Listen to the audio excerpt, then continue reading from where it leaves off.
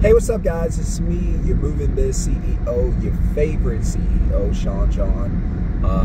I own JumpingJackMovers.com. By the way, as we start to go into the busiest time of the year, February, March, and on, we do partner with a lot of companies around the country. We offer certain things, so we may offer some pre-qualified leads. We may offer, just partnerships in different ways. Also offer training. Whereas if you just start your business out, you want to learn how to do the business, you can click the link in the comments below, jump into masterclass. If you want to learn how to grow your business, so you have a moving business, you want to start growing it because you want to make more and more revenue, more and more money each month, that's fine also.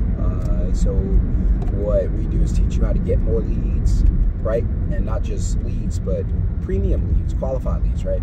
Get better leads, and then once you get those leads, we teach you how to convert those leads through a selling process, i.e. a great script, and also teach you the referral process, teach you how to retain your customers. So retention is a big part of your business because you only want your customers to do business with you, not with everyone else. You want them to be loyal to you like fans, right? Not just customers, but fans of your business.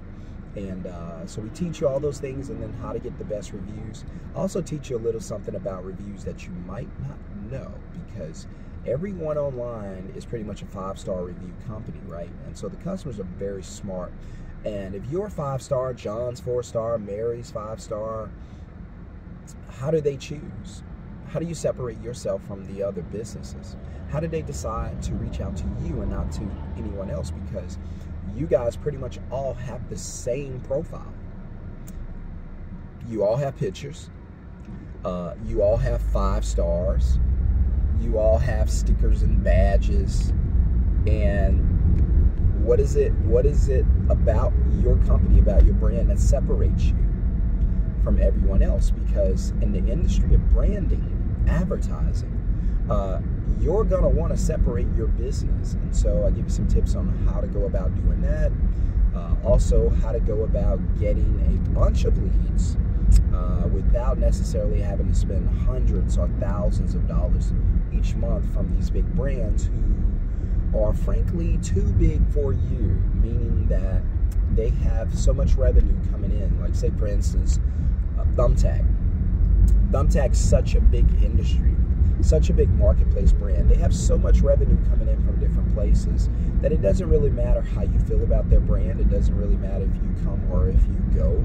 It doesn't matter. They just recycle small businesses over and over. So how your business is performing is no concern to them. So now, I've had people ask me in the past, yo, how did you get started in this business? So, and for those of you who visit this channel frequently, I do thank you. You know my story. For those of you, by the way, who are new subscribers, welcome to the channel, and I don't mind sharing my story every chance I get. For those of you who purchased and enrolled in the Moving Success Masterclass and VIP, the VIP is going to be starting 1st of February, I believe, and the invites are going to go out this Monday. And how do you get in the VIP? Well, if you're enrolled in the Moving Success Masterclass, you're automatically granted a VIP entry, and that is training with yours truly throughout the rest of the year, and it won't cost you anything going forward. So jump in that, click the link below, grab that. I'll see you in class. And so, but for those who ask and wonder, how did you get into the business? What led you into the moving business? And first, let me say this. There are a couple things that'll get you going in this life. One is inspiration, which hopefully that's your position. That's what drives you. The other is desperation, which drove me, right? So coming out of a place where you can be inspired is a good thing.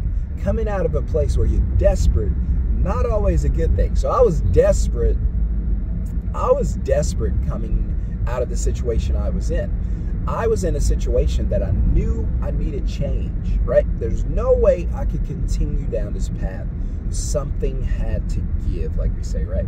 So there I was, 2017, August, September, October, never forget it, homeless, looking up at the night sky, laying on the park bench, waiting for families to leave the park so that I can go into the ladies' bathroom, because not a lot of women used park bathrooms. I knew that. So I guess I knew my market. I don't know. And so I went into the women's bathroom, and I would lock it from the inside. And that's where I slept. That's how I lived. Beautiful home somebody's building right there. That's how I slept. That's how I lived. And I was that way for, like I said, for about 3 months. No idea how to fix my life. No idea what to do. No idea how to help myself. No resources. No idea how to be resourceful. And so finally I was like, man, look, I am sick of living this way. I don't want to continue my life having to do this. So I was like, all right, what am I going to do to help myself to get up out of this situation? What do I know that I can utilize? What skill do I have that I can sell? And I was like, all right, I worked at a moving company briefly until they fired me, but that's fine. I quit after that. And I worked there briefly, and someone, so I was like, because someone helped me get on, I was like, all right, let me go ahead and reach out, on this basis, right? That I can help you pack boxes. I can help you move furniture and load trucks. Bam, right? So I had something. Threw it out there. It's like, all right, I don't know if anybody's going to respond. I got an email set up. This is the time where Craigslist was free, so I threw it on Craigslist and threw it out there. I was like, all right, let me go through this process, see what happens. And then someone emailed me and was like, hey, can you be here this day? But okay, great. So I went to that person, went to that job. I was working with another company. I guess they just needed an extra man or two. And I didn't know these guys. They didn't know me, but I was there. They were handling most of the moving, and I was just doing my part, right? Just lending a hand. And then at the end of the job, guess what? I got paid. So I went from no money that day to $40 that day, and not just $40, but a bag full of leftover hamburgers, cheeseburgers, I believe, that the other people there, the other crews and family didn't eat. They didn't want them after a while, but I did because I had no food. So I took them with me, left walking, and I had 40 bucks in my pocket. Fast, that was day one. 40 bucks was a win. You know that you're in a bad place if 40 bucks is a win. Felt like 4,000, right? So I go home. Well, I don't have a home, but I go back to the park. And I think by this time, I was checking empty apartments. And if the maintenance would not lock the doors, I was sleeping there. So I end up out of the park and then sleeping in empty apartments. And I would leave early in the morning. I didn't have a watch, but as soon as the sunlight came up, I was out of there because I didn't